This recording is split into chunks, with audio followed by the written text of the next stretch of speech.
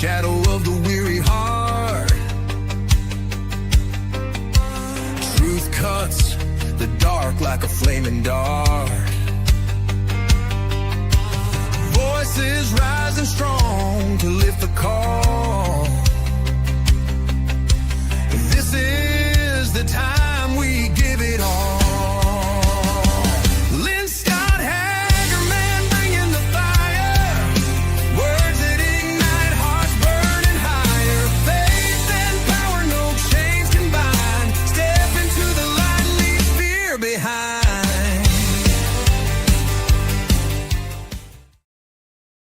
Hello, everybody. Welcome back to the Lynne Scott Hagerman podcast, where truth has no filter, freedom is our mission, and light exposes the darkness. Praise God.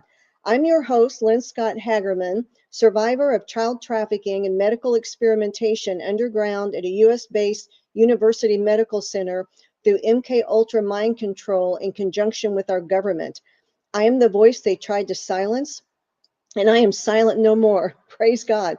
Today, I'm also an international award-winning human resource consultant, independent LifeWave distributor, marathoner, weightlifter, child of God, follower of the Lord Jesus Christ, friend to Holy Spirit, standing strong before you today in mind, body, and spirit. Please be sure to visit my website, qgrit.org. It's a website that's God's plan for the aftercare of the little ones once they're rescued from above ground or below ground trafficking, as well as to help adults with any type of trauma. Also, please go to Live Younger with Lynne, LYNNE.com. That's my LifeWave website, where I have shared before that LifeWave decreased the PTSD and anxiety I had by over 70%, as well as helping with many other issues because the X39 and Cellergize will enhance our stem cells. It is the wearable medbed. So please go there, and if you have any questions, let me know. Now let's get to the truth. Today my guest is Captain William Simpson, an author, retired merchant marine officer, and founder of Wild Horse Fire Brigade. He lives among the free roaming herd of wild horses in the Oregon-California wilderness, where he studies how wild horses naturally prevent wildfires and protect ecosystems. His groundbreaking solution saves horses from slaughter and restores the land. Praise God. Bill, thank you so much, and God bless you for being on the show today. I am so honored. Well, thank you very much. I really appreciate your help. You are very, very welcome. But before we get to the heart of the crisis, could you spend just 2 or 3 minutes telling people about your background? Okay. Well, I grew up pretty much on a ranch, poor. We had cattle and sheep, and I had a horse, and this was in the 60s. And back when we used horses to manage our animals, I was fortunate. The Vietnam War was heating up, but my mom wanted me to go to college, and she's funny. She said, "You can't be a ranch, no money." So she said, "You need to be a dentist." She said, "or a doctor. That's where the money is." And because when you're poor, you're always trying to figure out how to eat. So she got me into Oregon State. She applied for me, and because I was going to go join the Marines with my buddies from high school and go fight over in Vietnam, because we all, young teenage boys, we all thought we wanted to be war heroes, right? So I went to Oregon State, pre-med science major, learned a lot of stuff, and did a lot of things since then, and ultimately ended up buying some wilderness land up here, and found myself in 2014 living among a herd of cultural heritage wild horses here. So let me put a picture up so people can see some of your horses. So tell me about this herd that you live with. So they're quite unique, actually. Sir Francis Drake was on a military mission in 1580. That was 88 years before Columbus. It's even 88 years after Columbus saw America for the first time.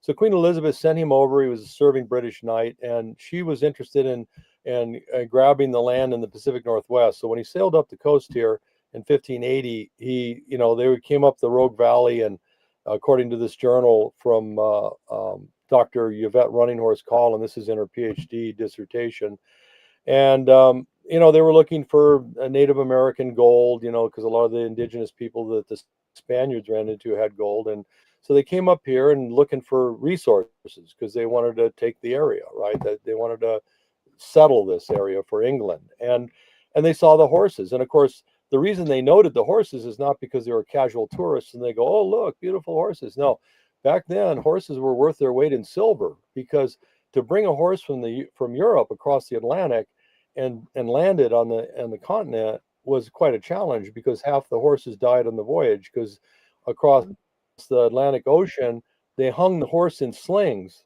so that when the boat moved they didn't get slammed back and forth in the cargo area. So half the horses died from cardiopulmonary compression on the voyage. So they fed those horses to the sailors, and then a lot of them got pushed overboard. So when you landed a horse, of course, it was a domestic horse, was habituated to humans, and it didn't run off and be free and wild. They just were with those men that arrived on the east coast of the United States back then. So this was a very unique sighting to find horses, because they're going, wow, look, there's horses, we can get them and we can use them. Very good. So then, when we fast forward to today, we have been hearing some really horrific stories about the Bureau of Land Management and these roundups. So, what is really happening there? Because you have boots on the ground. I believe, do you own the horses now? Yeah, we do. I started taking care of them and watching them and spending my little bit of retirement money I had on these horses. And after the wildfire came through here, and a lot of what I said came true. I did a documentary with Colorado College called Fuel, Fire, and Wild Horses, 2 months before the fire hit. And everything that I said in that award-winning documentary came true. And also David Phillips, the New York Times journalist and Pulitzer Prize winner, was on that film with me, talking about the BLM and how they don't observe science, and they don't even observe their own science. And that was his quote. So interestingly, after a lot of work, the county, we had a meeting, and all I wanted to do is I just wanted to have management over the horses so that we could improve their lives and prevent genetic decline that we saw happening in the herd, because people were pilfering the herd.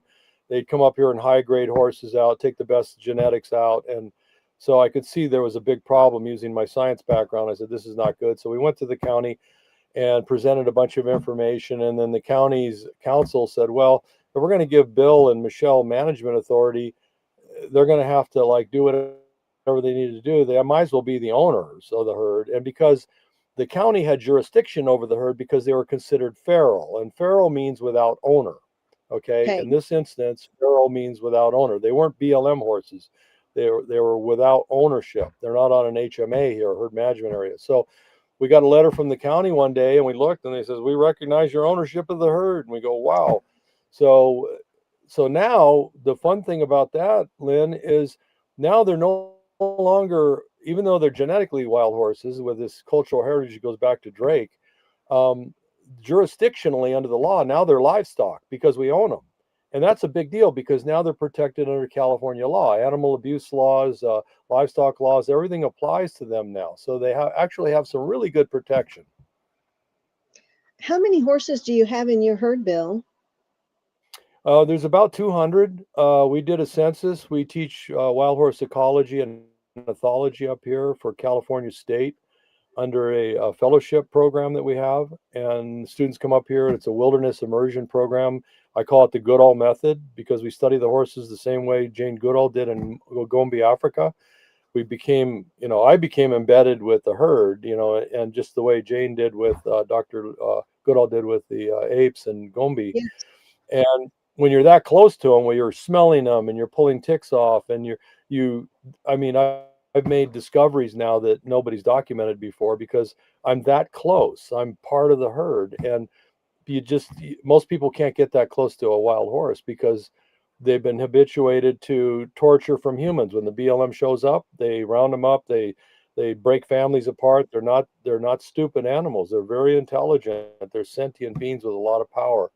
So when the BLM engages in this kind of abuse, and it's draconian abuse, they round them up, and then they separate moms and dads and babies from each other. They're screaming for each other because the families are very socially tight. They're just like our families. They love each other dearly. I've seen mares moan, crying for babies. They lose a baby to a mountain lion, they'll cry for a week. I've seen babies lose the mommy, and the babies cry in their sleep. Um, and then after they round them up, they brand them. They all get branded, and then they get sterilized. The stallions are gelded, and the mares are filled with this toxin called PZP or Gonacon. Both substances are listed by the EPA as registered pesticides. So they're being used. Those pesticides are used off-label to sterilize horses. And we actually have nonprofit organizations that say they're trying to save horses, buying into all this, calling it contraception. And it's nothing, not even remotely close to contraception that humans use, because what human females use, these estrogen products have been researched, and I mean, like crazy, clinical studies and everything. There's none of that with these compounds being used. So our herd is a very special herd of 200 horses, and we're very privileged to be their stewards and to be their friends. I mean, they've befriended Michelle and I. So let me ask about the herd mentality and what and when you say BLM, I know sometimes that'll probably make my audience think Black Lives Matter, and we're not talking Black Lives Matter. We're talking the Bureau of Land Management. And so help me understand. Now, I know you have your herd now of 200 horses. Was it part of that herd that the Bureau of Land Management was rounding up with those helicopters like the picture I just showed? Or are there hundreds or thousands more wild horses that they still have access to that they're torturing like this? So that's a really great question. And it kind of goes into several things there. So the BLM was empowered to manage America's iconic wild horses by President Nixon in 1971. And as of Okay. December 1971, when you read the law that Congress passed, it says that as of this time, wild horses are protected wherever they are found.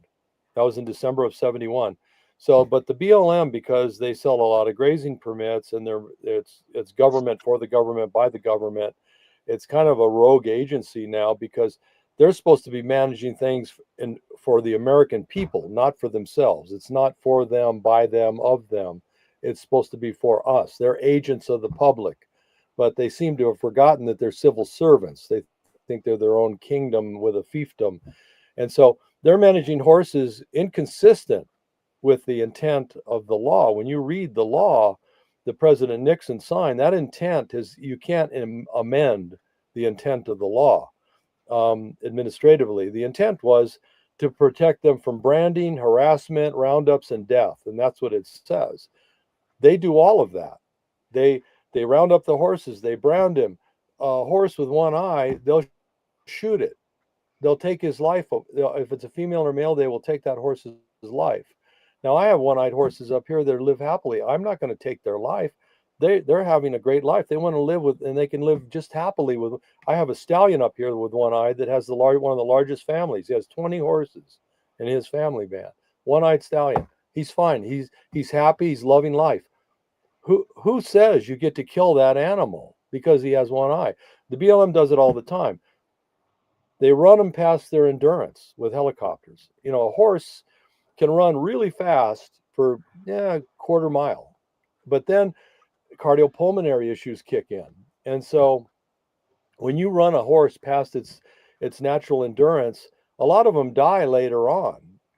They suffer all kinds of injuries in those long runs chased by helicopters. A lot of babies get killed. A lot of adults get killed. They're stampeded. This isn't natural behavior. When the helicopter's chasing them, they're stampeded. So they're not. It's not natural behavior anymore. And so they'll trample ground bird nests. They'll fall into holes and break their legs. They'll step on other little animals that they would never step on. Never. They don't step on little animals. They don't step on bird nests. That's all a lot of baloney that the Bureau of Land Management and their their straw men and women say. It's not true. Horses are very careful where they put their feet by design, because they don't want to step in the hole.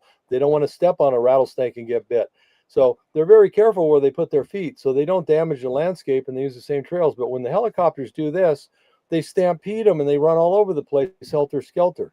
A lot of horses get dead just from being chased. A lot of babies get dead, and then a lot of them die later, and they don't tell you about it. During the roundups, they'll shoot horses that they think shouldn't be alive. And it's really an abuse of an animal that's been chosen by God. You look in Revelation, I mean, the horse is the animal that Jesus is going to ride back on. So, you appear on a white horse. So, what they're doing is, I think, an abomination, and it's a waste of tax dollars. So it's pretty horrific. And I hope I answered the question, because there's a lot of things that are going on. They round up so many horses every year, it's even hard to keep track of it. Last year, I think they rounded up 20,000 horses. Well, nobody really knows how many horses are being held in off-range holding facilities. And these are failed cattle ranchers. So these guys, they graze their ground to the dirt with ruminids, which don't reseed. Horses reseed the land they graze. Ruminids don't, because they chew a cud and they crush all the seeds. So ranchers that are going broke, like the Haythorne Ranch, I think they're in Illinois, maybe Indiana, but they were going broke, filing bankruptcy, and they found out, oh, we've got fenced land. That's all we need. We can get a contract and hold horses. So they put all these horses out on the dirt, and the business model changes to buy the cheapest hay money can buy and pocket the difference. So because the BLM will pay you, I think it's $1,400 a head a year to hold horses. So they got 900 horses, and I think they give them over $1 million a year. So they find the cheapest hay, feed the horses, and so they stay alive. That's kind of what they try to do, I guess. And but those horses aren't living the lives that they want to live. They're not living the lives that God intended for them. So, Bill, I am just horrified, and I am in shock, and I am trying how they're abusing these animals so horrifically. I'm trying to wrap my mind around this.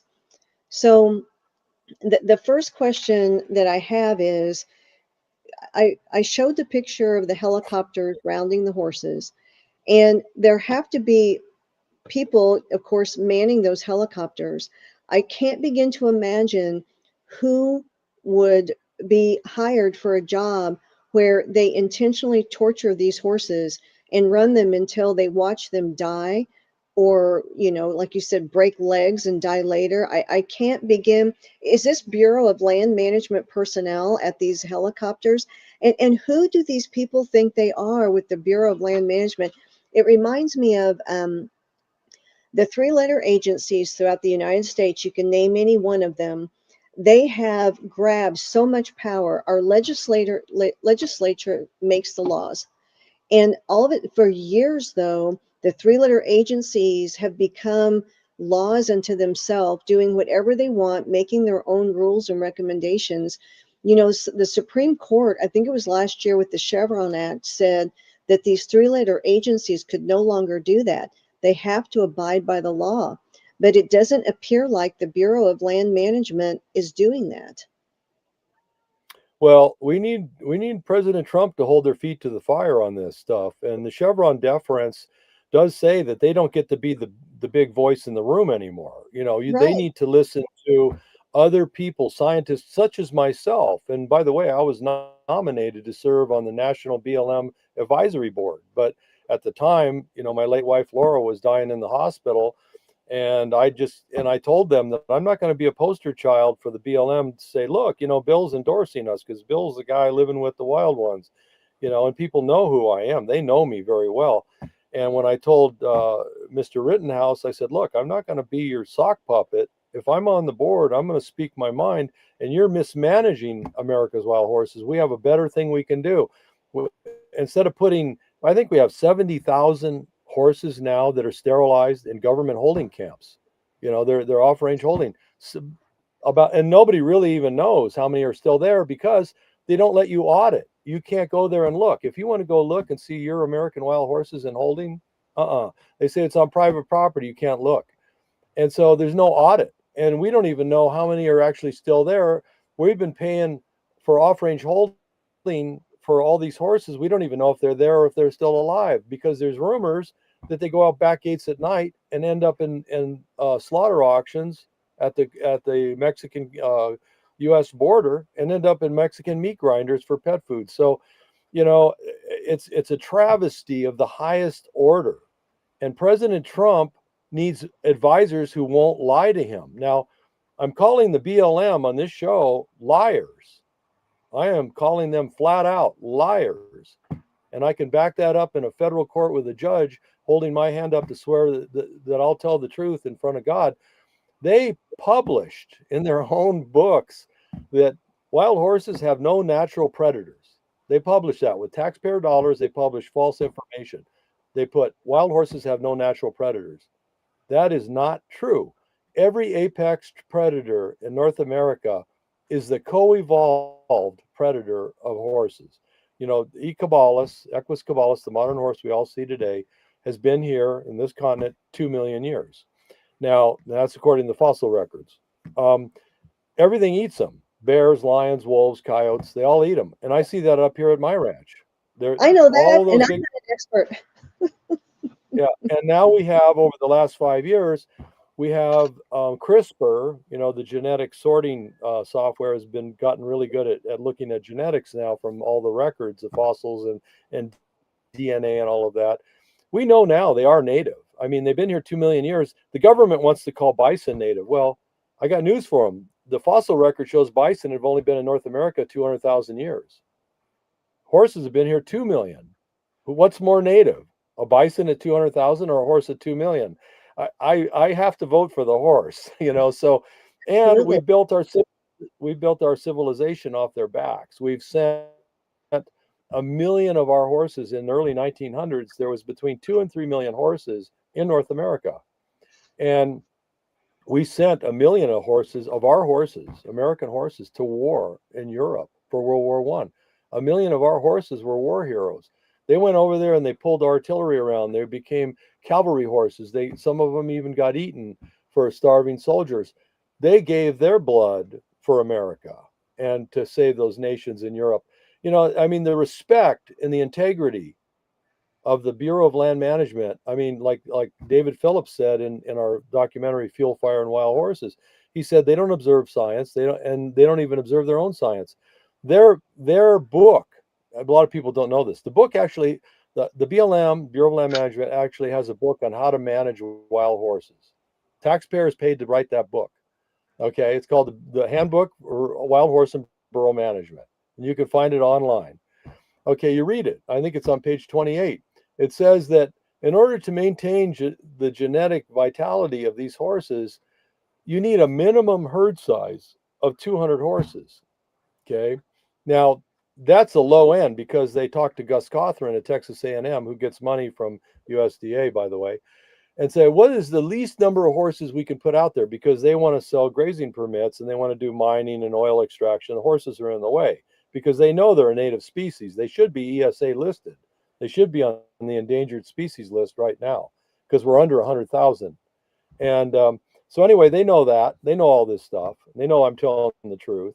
That's why they can't say anything back to me, because they know what I'm saying is true.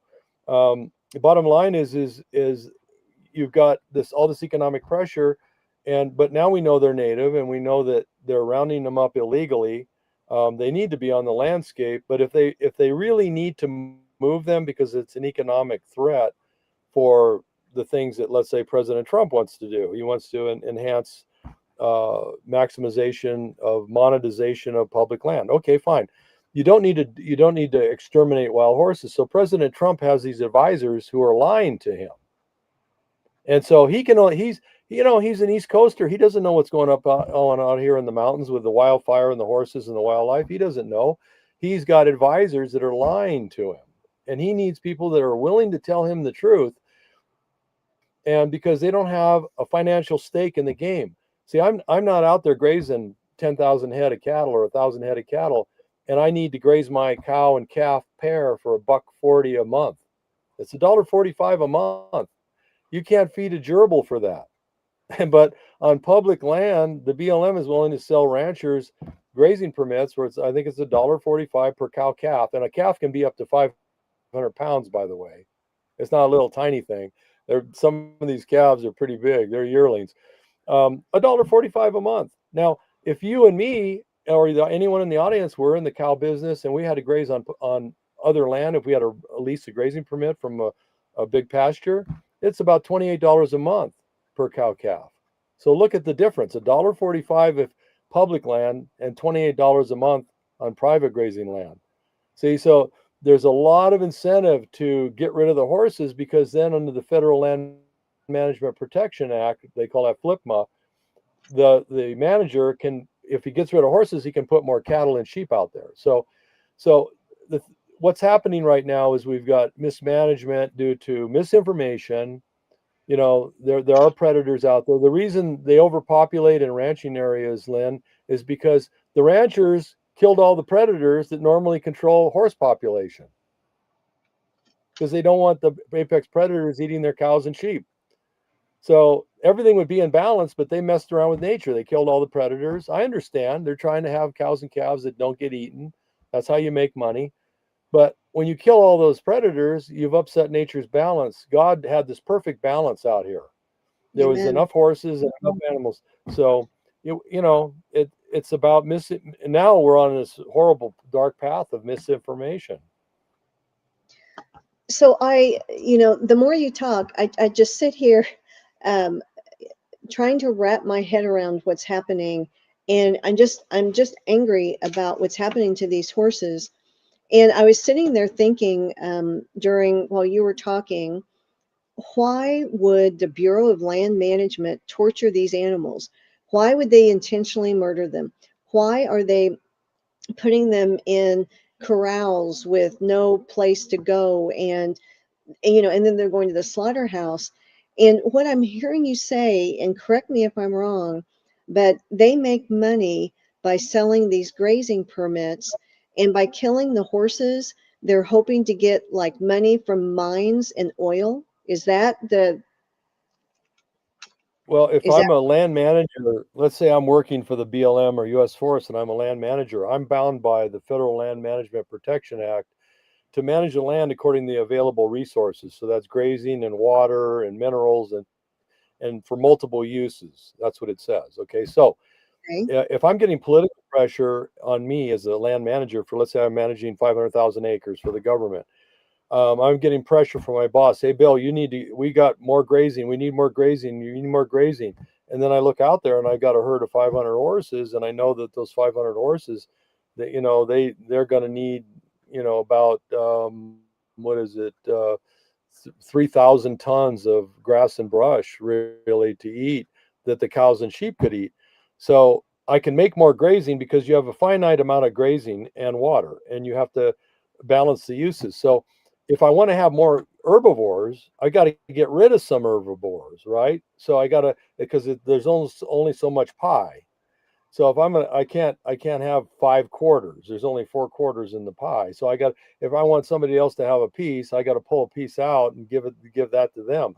So the horses are going away because then they can sell more grazing permits, and then they're not in the way of the mining and the extraction industries, because the extraction industries are also watching all this, and they know that if we have an endangered species, the American wild horse, which it really should be listed right now on the land, that raises the bar for what they've got to do to go out there and do any kind of extraction, right? The other thing I should point out is that there's a lot of money funneling these horses into the dark trade, where they end up over the border in the Mexican meat grinders. And back when Obama was president, he appointed Ken Salazar to be the head of the Department of Interior. So he's just above the BLM. As the head of the Department of Interior, he's the boss over the Bureau of Land Management. Well, Ken ended up in a big scandal with his neighbor, Tom Davis, because when Ken Salazar was in charge of the DOI, his neighbor got 1,800 American wild horses and took them in, and they went to slaughter, and they got all the money. And then neither one of those guys got in trouble. They're not in jail. They didn't get fined. In fact, Ken Salazar stepped down because of the scandal. And at that time, Clinton was trying to run for president. So he became the head of the transition team after being involved in that scandal. And then when Clinton didn't get elected, he became the ambassador to Mexico. He just retired this last May, and he went back to his law firm.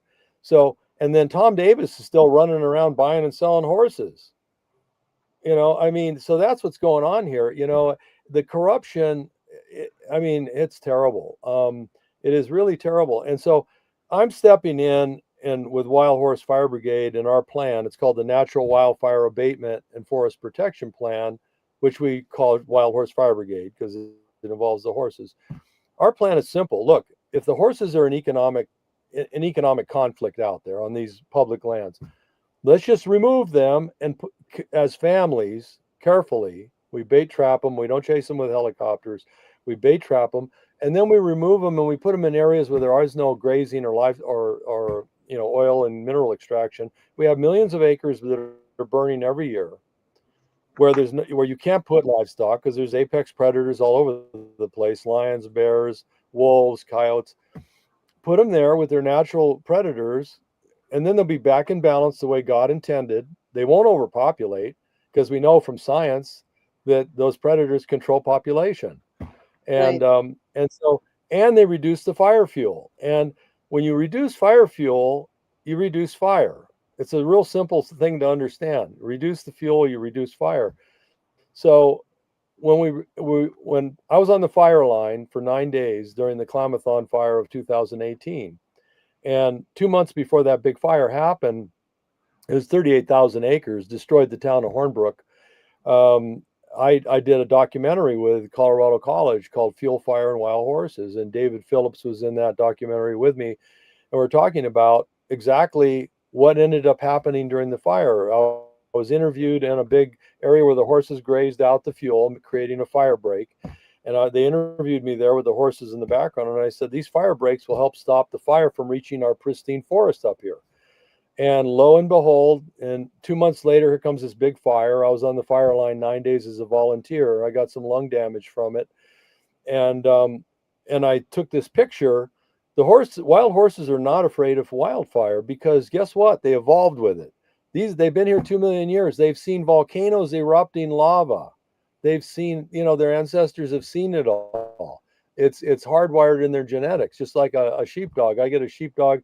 My dog knows I haven't trained him, but he knows right out of the box how to herd cattle and sheep because it's hardwired in their genetics. Well, these guys have seen everything. So they just casually grazed as the fire was approaching. No big deal. They're not worried about it. Not like a domestic horse. Domestic horses panic when they see fire. And because they've been in, the cozy little barn in a corral and they get taken care of and they don't run from predators. These guys are running from predators all night long. So they never get a break. Being a wild horse is hard duty, but they grazed in this big fire break and we brought the equipment into that break and we used it as a defensible space. And it was a large defensible space. I'm not talking about 20 feet from your house. I'm talking about 5,000 acres. And between the excellent work of Cal Fire and the horses reducing fuel in an area where we decided to have the goal line stand, we won. We stopped the fire and we saved the Cascade-Siskiyou National Monument, which is a pristine forest area full of wildlife. We saved it. So what do we learn from this? Well, we learned quite a bit that the horses are a valuable asset when they're in the right place. So let's take them out of the area where people want to graze cattle. I have nothing against the livestock industry. I believe that they have a right to make a living. And so let's untangle the mess and move these horses where they can be happy again, because they just want to have their little families and do what they do. That's it. I was amazed the first time I saw that picture, and so thank you for providing that again today, Bill, of the horses casually grazing with those fires behind them. And I think of, so I'm in Missouri, but you know, we all watch the fires in California, the devastation, the loss of life. And President Trump said during his first administration that it's because of the undergrowth, the it's not being, the land isn't being managed, and so it's like a tinderbox. And if there was more forest management, and clearly the horses do that. So the plan to me is simple, a win-win for everyone. But how is the plan going? I mean, is anyone listening to you? Is Well, okay, so and I just quickly, the reason we have these big fires right now is because the ground fuel loads are out of control because our herbivore population has collapsed. In California, we're down 2 million deer. And those 2 million deer were eating about 5 million tons of grass and brush. Now it just sits there waiting for the first spark. So right? we need to get herbivores back, and then we'll devolve the science. There's a lot of published science. William J. Ripple has a whole science on the collapse of the herbivory, and there's a whole section on fire. And he says on every continent on the planet where they did this big study, where the herbivory population collapsed, wildfire evolved to a catastrophic fire. And Australia is a great example. They killed 5 million kangaroos. That was their big herbivore. Now they have the worst fires that continent's ever seen. The worst Yes. fires ever in the history of the continent. So as far as the acceptance of the program, I'm fighting people that are locked into a mental box. I'm trying to get people to think outside the box. We know from the UCLA study, the 11-year UCLA study, that 5,000 Californians, just Californians, are dying prematurely every year from wildfire smoke because the smoke is hotter than before and we have a new kind of chemistry in the smoke. And the hydrocarbons are new and novel and they're deadly. They cause all kinds of different problems. We've never seen this before. And so that was $435 billion in economic damage, according to UCLA's study. President Trump and Doge need to pay attention because this plan that I have can make an impact on that big number. You know, in 2018, we had $50 billion in wildfire damage just in California, 50 billion with a B. So we've done some math using Colossus, the big computer, and we found out that our plan, based on how much fuel the horses, if we move all the horses out of the government holding, that right immediately, by moving those horses out of that government holding and into the wilderness, taxpayers immediately save $150 million a year. Wow. Immediately. That's just the start. Now, what would I do with the savings? I wanted to be the head of the BLM Wild Horse and Burro program. I was nominated. I was number 7 on JFK's nomination for the People's Choice. He set up that program to replace 4,000 government jobs that Trump was getting rid of and bring in new Yes. blood. Okay, Yes. I was number 7. I was number 7 for 400 jobs in the government. Okay, for Wow. all of them. But I haven't gotten a phone call yet. And if I was the head of the BLM right now, the Wild Horse and Burro program, what I would do is real simple. Hey, we're ending this off-range holding, and we're going to take that 150 million a year. We're going to put the horses in the wilderness. You'll never see them again. They'll be out there living happily, wild and free, the way Nixon intended in 71. But with that 150 million a year in my BLM budget, I would turn around and improve all the rangelands that have been devastated by overgrazing. I could, with 150 million a year, I could drill wells, I could reseed landscapes, I could do all kinds of things and improve all of those public lands that have been devastated by overgrazing. That would be the first step. Step number 2 is, now that we've got some horses in the wilderness reducing fire, we could calibrate.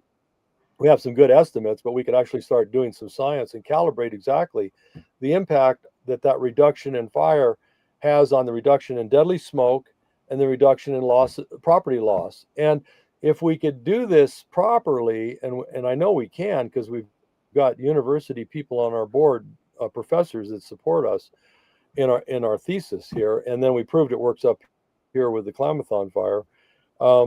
We did some math and we figured that if we get those horses from the government, we can save the government about $5 billion a year on Wow, these Bill, wildfires. 5 billion. that's huge. So it is. And it all pans out, it all pencils out. I can sit in front of a team of economic people and show them how it works.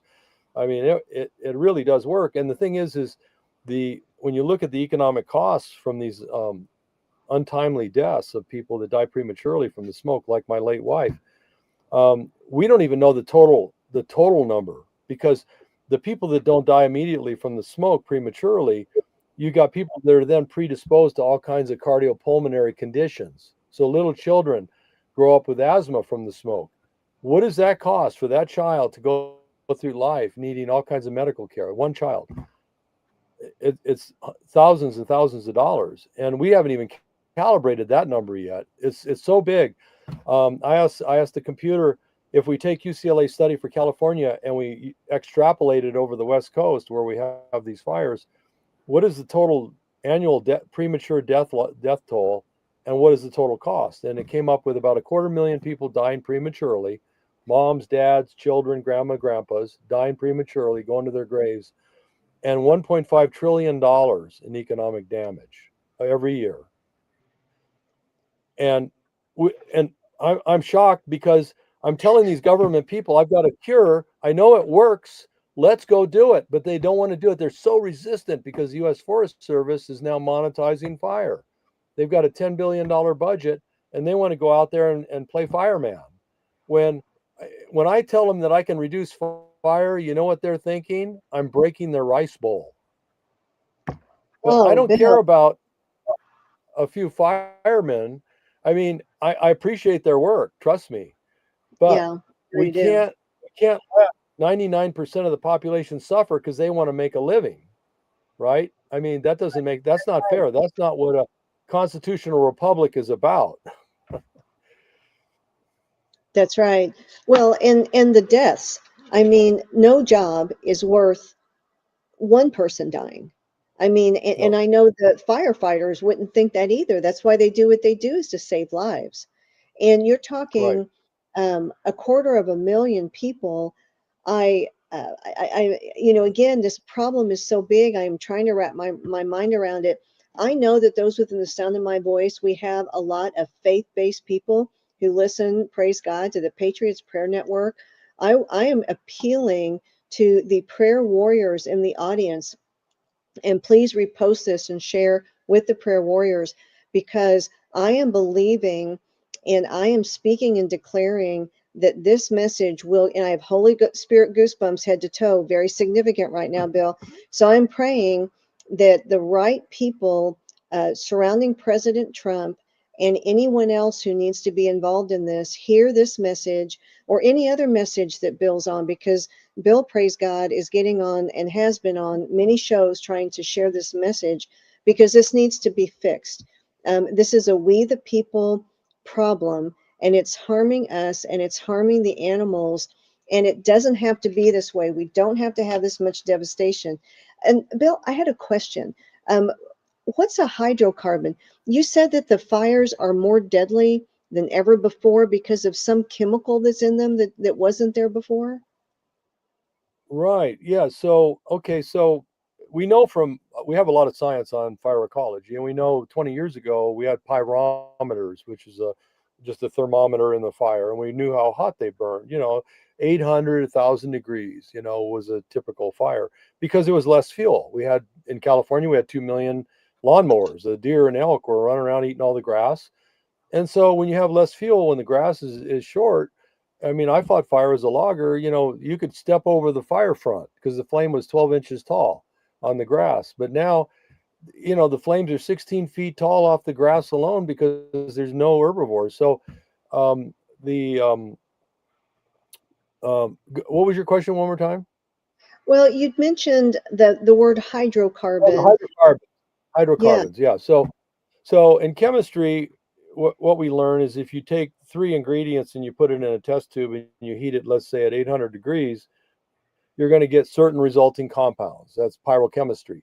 Now, if we take those same 3 ingredients and put it in the test tube and we heat it at the new temperature fires are, which is 1,500 and 2,000 degrees, you get brand new compounds that we've never seen. And that's what's going on. See, the forest, you've got trees, they have terpenes and all these other compounds. They're like a petrochemical chemical.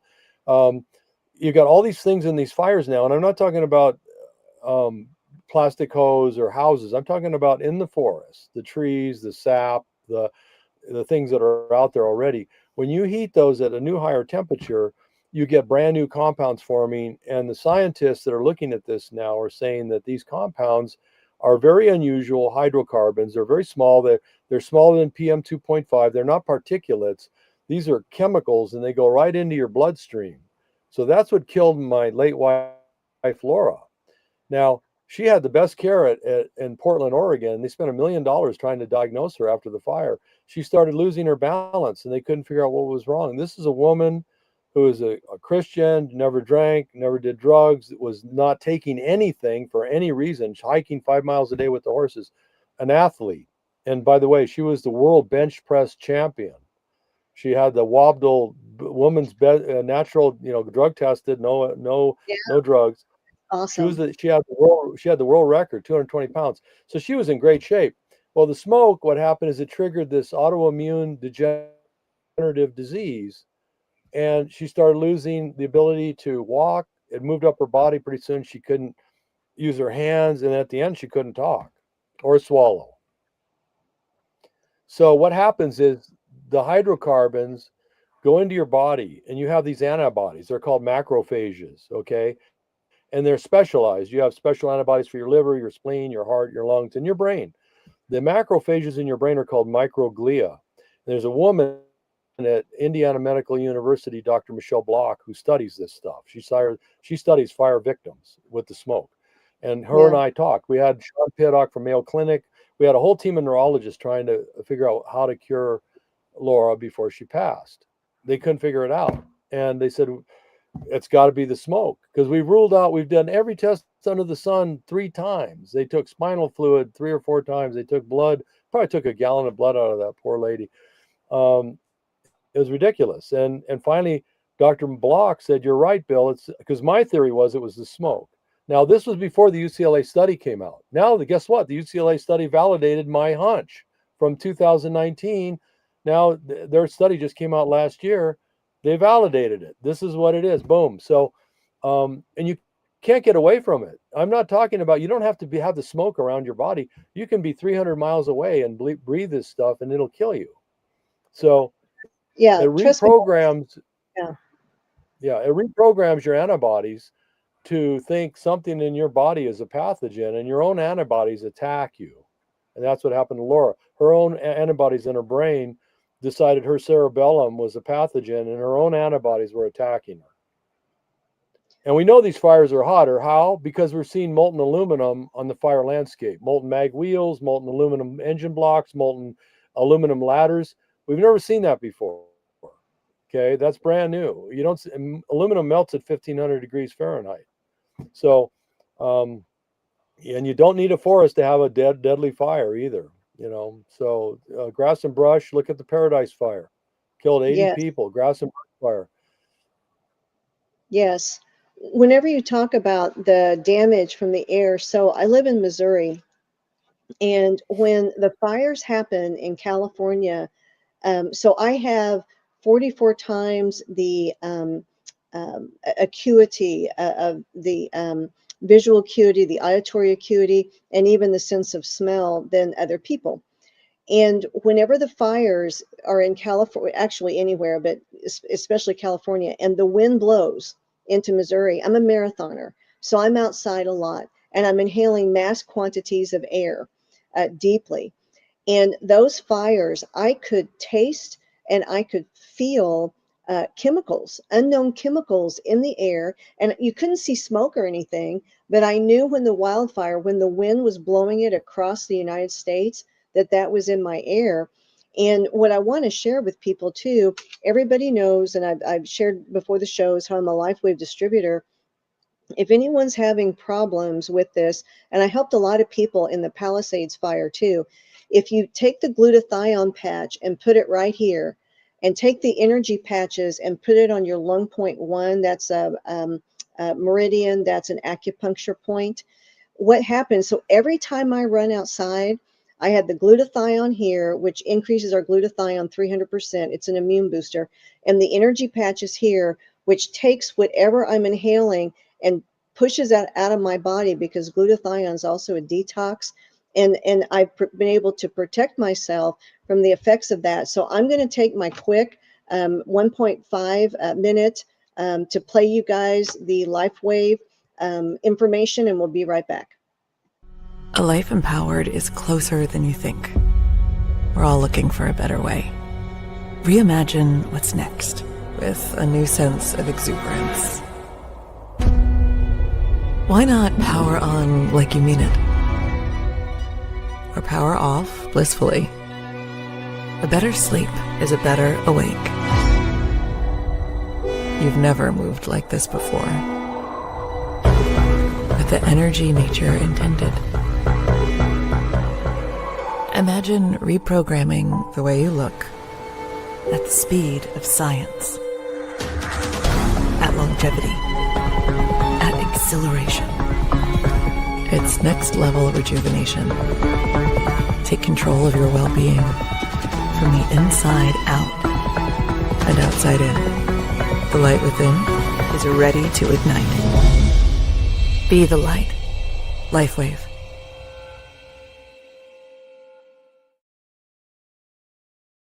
Please go to liveyoungerwithlynne.com. It is the wearable med bed. So, Bill, what did you think about those horses in that video? Oh, I thought that's great. And horses, I'm studying biofield energy along with Michelle. God Really? sent, yeah. Michelle sent, it came into my life a year after Lori passed. And Yeah. she's a nurse practitioner and she believes in naturopathic things. So we're studying the biofield energy fields that HeartMath and other people in Europe are studying now, because everybody's Yes. going, well, hold it. Why are people able to cure PTSD with a horse? What's Yes. happening? Is it because is he fuzzy? Is it, what is it? Well, they're finding out that the horse, all living beings project electromagnetic energy, and that's just a Yes. fact. When you go to the hospital, if you're unconscious, you're in a car wreck, what do? They put wires on your brain and on your heart. What are they doing? They're measuring electricity. That's And right. we know from physics, when electrons move through space, they make a magnetic field. And Yes. these magnetic fields project out from our bodies. So horses, interestingly, have a very powerful heart wave, and wild horses have the most powerful heart wave of any horse, because they have to be connected to the entire universe in their habitat to survive. Domestic horse lives in a protected environment. They're habituated to being taken care of by humans. So they're like a different animal, even though they look the same. So I've been in contact with people at the Chi Institute in Europe, and they're studying. There's a team of MDs and PhDs and physicists, and they're studying the electromagnetic interface and the resonance between somebody, for instance, with a psychological trauma like PTSD or a bad Yes. heart rhythm, when they put a horse. And so they're measuring how that electronic energy creates a resonance that enhances the human, because the horse's energy waves are so powerful.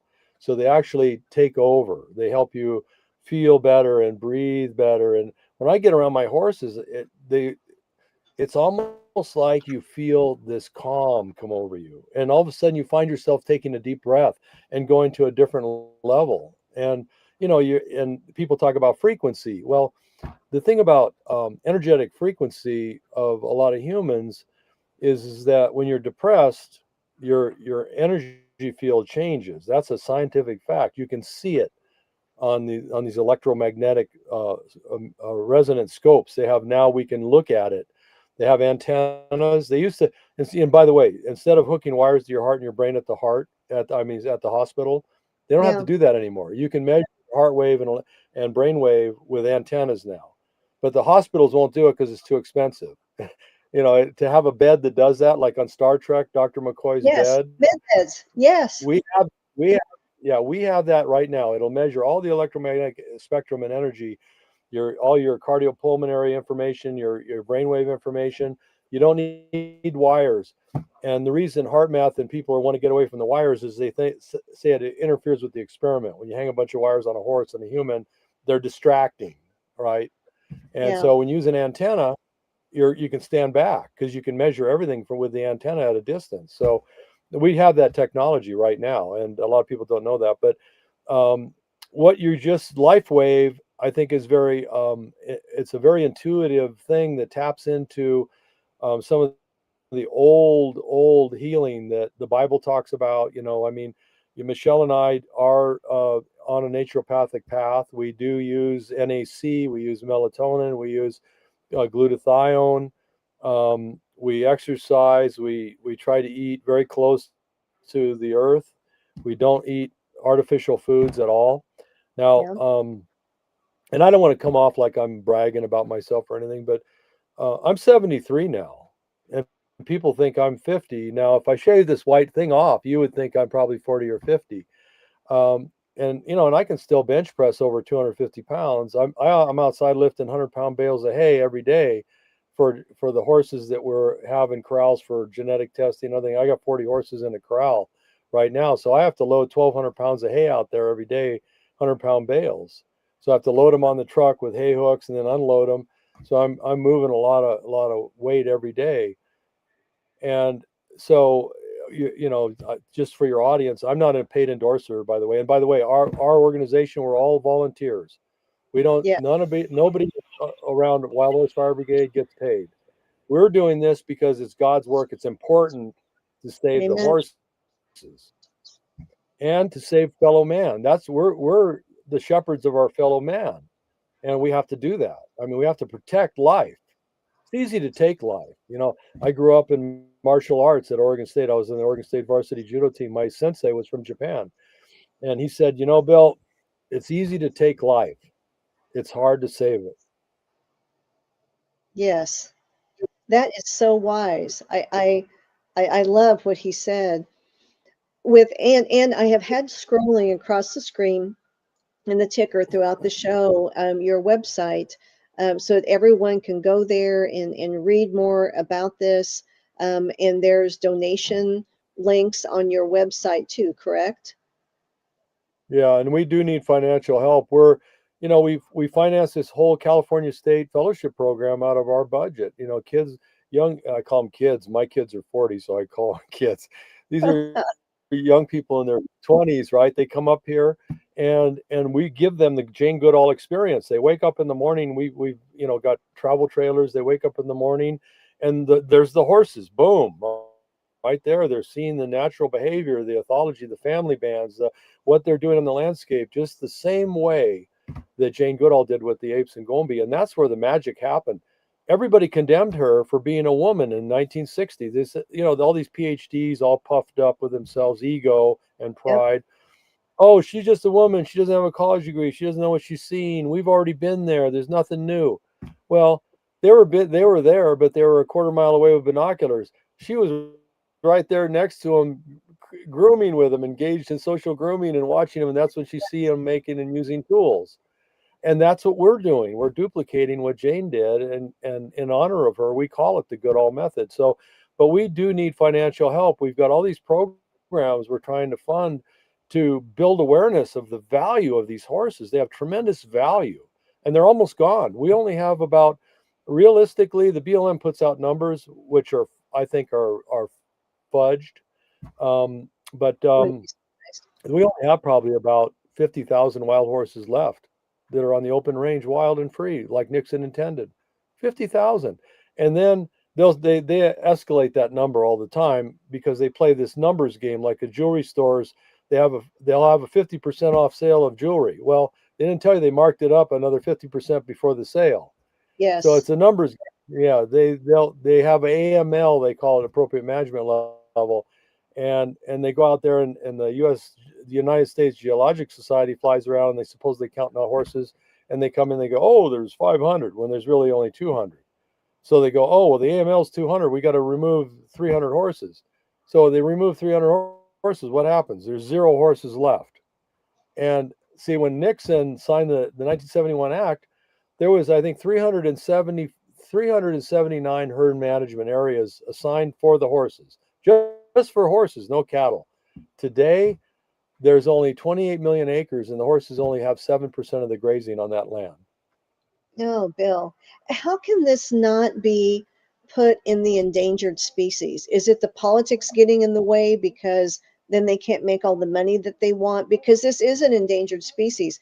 I mean, I'm not an expert, and I'm a Missourian, the show me state, and I see what I see. It's an endangered species. It's criminal, Bill.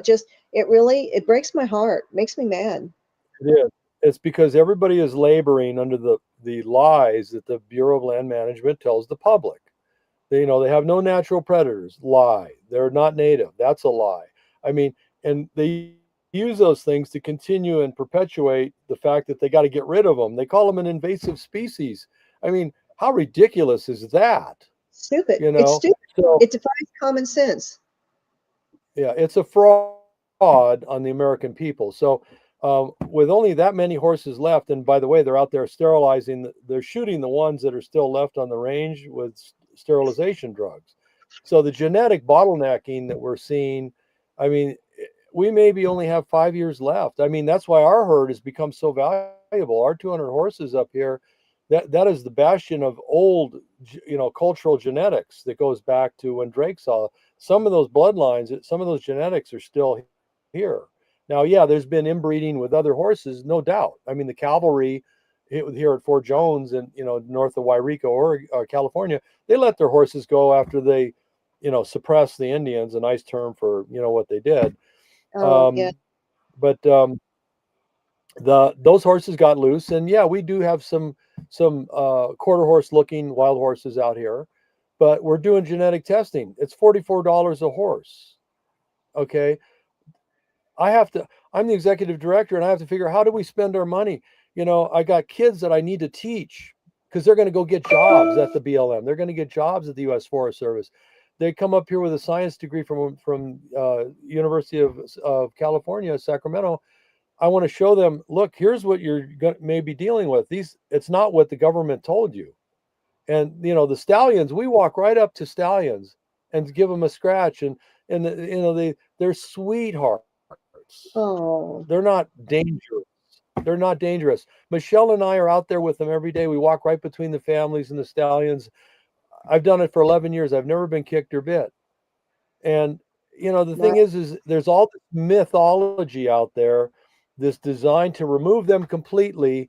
So the big industrial complex has free reign over the public land. They don't have to worry about endangered species. That is in the boardrooms of these big corporate for-profit corporations, the endangered species is kind of a curse word to them, because that means high bars for extraction of minerals or livestock grazing or whatever you want to do. If there's an endangered species, you might not even be able to do it under the law. So that's why they hate it so much. They see it as a real stumbling block for economic development. And I'm saying, look, it doesn't have to be everybody. Let's get together in a room. I'd love to sit next to Trump for 5 minutes and say, look, you want to save $5 billion a year? Really? Because I can show you how to do it now, right now, and immediately save $150 million a year by just moving those horses where they reduce fire. And that saves money on fire suppression. So, and lives. I mean, President Trump, do you want to save lives? Do you want to save money? He needs to give me a call or have one of his people give me a call, because I guarantee you I can show you how to do it. I guarantee it. And so, it's fighting myth. The reason you asked the question a long time ago, Lynn, why haven't people embraced it? Because we're locked into this economic direction they're in. And once the big ship is heading in a certain direction, it's hard to turn it around. You ask, why are all horses going to slaughter? Well, the pet food industry needs them in Mexico. Purina has the second largest pet food factory in North America, just over the border in Mexico. And they get protein meal from the Mexican rendering plant. So when you call Purina and you say, hey, are you killing horses? Are you slaughtering? They go, no. Well, how do you get we buy protein meal. Oh, you do? Okay. Where do you get that? Oh, we don't have to tell you. That's proprietary. So that's how they get around that. But see, they know where their meat's coming from, and so So their meat is it's coming from these horses? American horses, and some of them are wild horses. They have the brand on the neck. When you see a freeze brand on the neck, that means that was a wild horse that was rounded up by the BLM, and should never, ever show up in an auction like that, ever. But every year, I mean, we've done some research, between 7 and 1,000 American owned. We own them. These are our horses. Americans own them. But every year, between 700 and 1,000 of those branded horses end up in a meat grinder, and it's a horrific, Lynn. Some of these horses, it's brutal what they do down there. Some of the horses are still alive. They hang them by the neck on a chain. All their body weight just hanging down. They're gutting them while they're still alive. I mean, it's the videos that come from those places. It just, I mean, what are you going to do? I mean, we've got to get these people to pay attention. We've got to get them to listen, and let's do what's right for these heritage horses. These are part of the American heritage, and they're being abused by the Bureau of Land Management. And I'm not saying everybody at the BLM is evil or bad, but I'm saying that there's certainly some serious corruption going on there, and it's got to get fixed, and it got to get fixed right now. We can't mess around anymore. We're on the brink. We're on the brink right now, and I'm working as hard as I can, Lynn. I mean, just one voice in the wilderness, really. So tell us, Bill, and I know you are one voice in the wilderness, and I hope, I had someone on my show one time, and they said that I had become a mega voice. And so that's how we're going to do it. We're going to lock arms, and shoulder to shoulder, we the people are going to get together and make this happen. We have people who are, so this is streaming on Patriots Prayer Network, has a reach ultimately of 1.5 million people. We have had people reposting. Max, for example, thank you. God bless you for reposting this live stream. So your voice is getting magnified, and we're going to do this. And tell us how we the people can help. I know we can go to your website. I know we can contribute. Are there other ways that we can help you? People we can contact? Right. Anything, So ways we can help you. We need to get a hold of, I try to remember the name of that lady that helped get President Trump elected. She's the chief of staff now. She seems like a very reasonable person to me. I don't know her, and I'm just making an assumption here, but if we can get this message close to the president, because the people that are already in the loop on how how it's already going, they're already in on it, so to speak. We need to get above that, and we need to get close to the president's ear and say, look, President Trump, with all due respect, we can help you save American taxpayer $5 billion right now. And here's how we do it. We have a plan. We have the proof. See, that's the other thing. This isn't like a guess or hypothesis. We know it works. All the science supports it. We have an empirical example of how it worked. Okay. And it's our American heritage. It's our culture. It's who we are. We built America on the backs of horses. We need to respect our history. We need some integrity. We need some honor again. And it's not hard to do. We're not asking for trillions of dollars. We're not asking to increase the budget. I want to reduce the budget. Doing the right thing here. All of a sudden we can help him reduce the budget. So, and we can spend that money more wisely, and we can help ranchers. See, that's the thing about my plan. I'm not anti-rancher like some advocates. We take the horses off the land right away. You have more grazing. I got $150 million a year extra because I got rid of this silly off-range holding, and now I can spend that improving our grazing lands, and so Americans can have cheaper beef, and we can be competitive with Brazil again. There's so many good things that can come from this plan, Wild Horse Fire Brigade. The list is long, and it's all profitable for taxpayers. Everybody wins on this. This isn't a win-lose deal. This is a win-win deal. The forest industry, the lumberjacks, the lumber industry wins. How do you make money if you're burning your forest to the dirt? If you're in the wood business, you're not. You're losing your butt. So bottom line, horses are forest guardians. I have videos and pictures of the horse up in the forest reducing the fuel under the trees. And because they're big animals and scratchy and they use the trees for shelter, they break off all the low limbs. Those are called fire ladders. So if you have 14-inch grass under a tree that's on fire, and then it gets to those dry limbs, the whole tree turns into a matchstick in the fire. During the Klamathon fire up here, the fire burned right under the trees because the horses used them for shelter. Didn't touch them. Wow. Wow. That's amazing. That's amazing. So then with the contacts that you need, people, there's a contact page on your website that anyone can reach out to you and connect with you directly, because I know that there are people who have contacts that watch my show and that share this with others. And so they just simply reach out to you through your website, correct? Correct. They can do that. If they know somebody that's a friend of President Trump or Donald Trump, I think my board would let me fly, pay, we don't have much money because we're funding all these programs, but I think if I could get an appointment with the president or one of his top aides to talk about how this works and show them, I could sit down and American taxpayers could breathe a $5 billion sigh of relief, because we could save the horses and save this money. And I can help them do that. And that's my mission right now.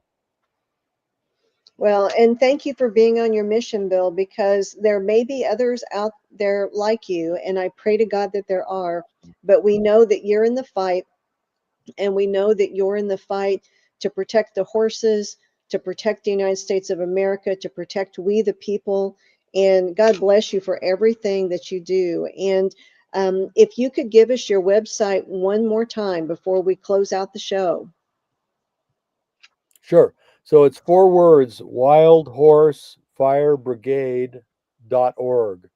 So wildhorsefirebrigade.org. And if you just Google Wild Horse Fire Brigade, we're the top listing. So, I really do appreciate this opportunity to speak to your audience. And, God's creation is perfect. We just meddled with it a little too much now. And so there's a penalty for that. And these big fires now, that's that penalty. But the good news is it's totally reversible. Okay. That's the good news here. We just have to get all the Christians together and get a hold of President Trump and say, look, and by the way, I think we're the only ones in the world living with a herd of wild horses the way Jane Goodall did with the apes. So we're the only ones that actually own a free roaming herd of wild horses that are living naturally in the United States. There are herds of horses that are in big corrals that people have and stuff like that, but our horses live wild and free and natural, but they orbit our cabin up here in the mountains where we live off grid because they know we love them and we take care of them. And, of course, now the county gave us ownership too, so that's even better. So, God's creation is perfect, and we need to remember that, and we need to start, trying to align our efforts more with these paths that can be very economically beneficial, but also comply with God's natural processes. So there's a way to do that. We don't have to. I'm not a crazy environmentalist. I'm looking at, okay, the ranchers need to make money. They got families. I came from a ranch, so Right. I understand how tough that is. My hands are calloused, so I understand it. And there's no reason why this is a win-win for everybody, including the United States government. And we just have to do it. I just need a voice. I need somebody to park me next to the president or one of his guys for a few minutes, and we can get it done. Okay, so that's the call. Let's get it done, folks. And thank you again. I so appreciate you being here, Bill. Your message is so invaluable, and so is your work. Thank you. It's my pleasure, and it's my privilege to be with the horses too. Amen. Amen. So, folks, until next time, this is the Lynne Scott Hagerman podcast, where truth is rising, and so are we.